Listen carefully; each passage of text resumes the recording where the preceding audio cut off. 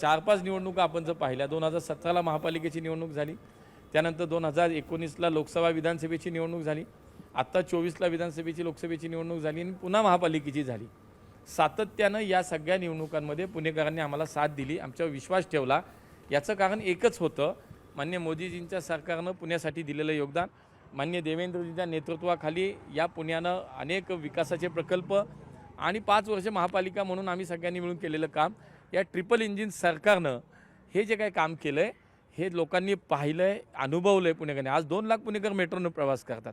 हे फक्त स्वप्नातच होतं, पुणेकरांना कधी स्वप्नातही नव्हतं वाटलं की आपल्याकडं मेट्रो येईल पण हे भाजपच्या काळात झालं, माननीय मोदीजी आल्यानंतर झालं। त्यामुळे असे अनेक विकासाचे प्रकल्प पुण्यात सुरू झाले आणि सगळं पाहता पुणेकरांनी कामाला मत दिलं, विकासाला मत दिलं आणि पुढच्या 50 वर्षाचं विजन देवेंजींनी ठेवलं होतं बघा, हे पुणेकरांनी ऐकलं आहे। आमचं संकल्पपत्र पुणेकरांपर्यंत पोचलं आहे, त्यांना ते स्वीकारलं, त्यांनी विश्वास व्यक्त केला। म्हणून मुद्दा एकच आहे की विकासाच्या मुद्द्यावर निवडणूक आम्ही जिंकतोय, पुणेकरांचं आम्हाला समर्थन मिळतं आहे। आमच्या सर्व कार्यकर्त्यांनी एक तर पुणेकरांना धन्यवाद दिले पाहिजेत, दुसरं अहोरात्र आमच्या कार्यकर्त्यांनी जे कष्ट घेतले, जे काम केलं, प्रामाणिक आमचे सगळे नेते असतील, कार्यकर्ते असतील आणि विशेष करून मला असं वाटतं की आमचा सगळ्यात मोठा पक्ष आहे। आज जवळजवळ 2000पेक्षा अधिक इच्छुकांचे अर्ज आमच्याकडे आले, त्याच्यामध्ये केवळ आम्ही 157-58 लोकांना संधी देऊ शकलो। तर उर्वरित हे सगळे जे आमचे लोक होती ज्यांनी मनापासून तरीसुद्धा पार्टीचा एक विचार असतो, एक संस्कार असतो, या सगळ्यांनी मनापासून परत उमेदवारी नाही मिळाली तरीसुद्धा पक्षाचं काम केलं। मी त्या सगळ्यांना मनापासून धन्यवाद देईन, त्यांनासुद्धा खरं तर विजयाच्या खरं तर त्यांनाही श्रेय दिलं पाहिजे। मला खूप आनंद वाटतो की पुणेकरांनी पुन्हा एकदा कामावरती विश्वास ठेवला आणि काम करायला आम्हाला निवडून दिलं, त्यामुळे हा विजय जो आहे तो मी अत्यंत नम्रपणे। पुण्याचे महापौर, पुण्याचे खासदार आणि केंद्रीय मंत्री मुरलीधर मोहोळ यांची प्रतिक्रिया आपण पाहिली। बघा, सांगलीतील आपण कल बघतोय, 78 जागा आहेत, 28 जागांवर भाजपचे उमेदवार आघाडीवर आहे, शिंदे सेनेचे 1। राष्ट्रवादी अजित पवार गट 8 जागांवर पुढे आहे, तर ठाकरे सेनेला अद्याप खातं उघडता आलेलं नाही। मनसेची तशीच काहीशी स्थिती आहे। त्यानंतर 9 जागांवर काँग्रेस आघाडीवर आहे, 1 जागेवर राष्ट्रवादी शरद पवार गटाला विजय मिळवता येतोय, त्यानंतर अपक्ष 0। सांगलीतलं दृश्य आपण पाहतो, 28 जागांवर भाजपची आघाडी, 78 जागांसाठीची निवडणूक होती, 1 जागेवर शिंदे सेना पुढे आहे, 8 जागांवर अजित पवार गट पुढे आहे। बघा, अमरावतीमध्ये काय कल आहे बघा, 12 ठिकाणी भाजपचे उमेदवार आघाडीवर आहेत, 2 ठिकाणी शिंदे सेना, 5 ठिकाणी अजित पवारांची राष्ट्रवादी काँग्रेस, ठाकरे सेना 0, मनसे 0, काँग्रेस 13 ठिकाणी आघाडीवर आहे, शरद पवारांची राष्ट्रवादी काँग्रेस 3, इतर 9। वसईचं आपण पाहतोय, वसईमध्ये देखील आपण बघतोय की 115 एकूण जागा होत्या, वंचित बहुजन आघाडीचा तिथं प्रभाव आपल्याला दिसून येतोय। मात्र ठाकरे सेना 0 आहे, मनसे देखील 0 आहे,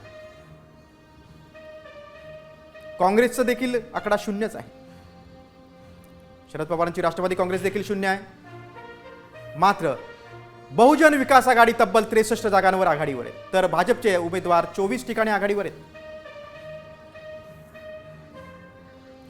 बघा, चंद्रपूर, वडेट्टीवारांची चंद्रपूर, मुनगंटीवारांची चंद्रपूर 7 ठिकाणी भाजपचे उमेदवार आघाडीवर आहेत, शिंदे सेना 0,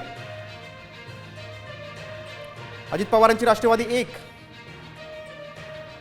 ठाकरे सेना 7 ठिकाणी आघाडीवर आहेत, मनसे 0, शरद पवारांची राष्ट्रवादी देखील 0,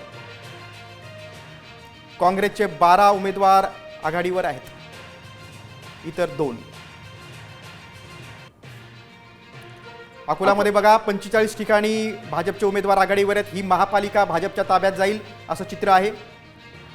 अजित पवारांची राष्ट्रवादी काँग्रेस 2, ठाकरे सेना 5, मनसे 0,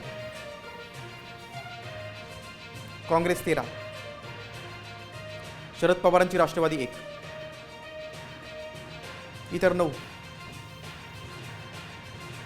बघा, छत्रपती संभाजीनगरमध्ये काय चित्र, एकूण जागा आहेत 115, भाजपच्या 52 सर्वाधिक जागांवर भाजप पुढे आहे, शिंदे सेना 14 जागा, त्याचसोबत पण पाहू शकतोय ठाकरे सेना 6 जागांवर पुढे, मनसेला अद्याप खातं उघडता आलेलं नाही. काँग्रेस 1 जागेवर पुढे आहे आणि इतर पक्ष 28 जागांवर बाजी मारत आहे.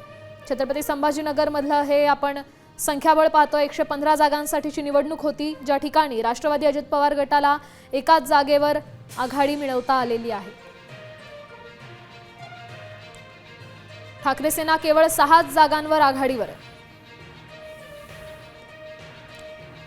छत्रपती संभाजीनगरमध्ये 115 जागांसाठीची ही महापालिकेची निवडणूक होती.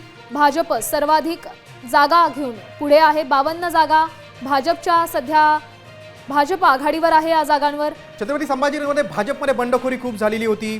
राडे देखील ते पूर्ण निवडणूक काळात तिथे झालेले होते आणि आता त्याचा जो कल समोर येतो त्यामध्ये बघा तर मीरा भाईंदर भाजपचे 32 ठिकाणी उमेदवार पुढे आहेत. शिंदे सेनेला मात्र अजिबात चांगली कामगिरी करता आली नाही. सपशेल निराशाजनक कामगिरी आहे. अजित पवारांच्या पक्षाने देखील खातं खोललेलं नाही.